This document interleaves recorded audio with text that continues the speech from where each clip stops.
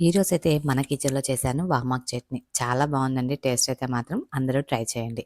దీనికోసమైతే ముందుగా stove on చేసుకొని, dry pan పెట్టుకొని, దాంట్లో 2 స్పూన్ల నువ్వులు వేసుకొని చక్కగా వేయించుకొని పక్కన పెట్టుకోండి. ఆ తర్వాత అదే పాన్‌లో 1 స్పూన్ ఆయిల్ వేసుకొని, 1 స్పూన్ పచ్చిశనగపప్పు, 1 స్పూన్ మినపప్పు వేసుకొని సగబడా వేగిన తర్వాత 1 స్పూన్ ధనియాలు, పావు స్పూన్ జీలకర్ర వేసుకొని అవన్నీ వేగిన తర్వాత కొంచెం చింతపండు వేసుకొని ఒక 2 మినిట్స్ మగ్గించేసి తీసి పక్కన పెట్టుకోండి.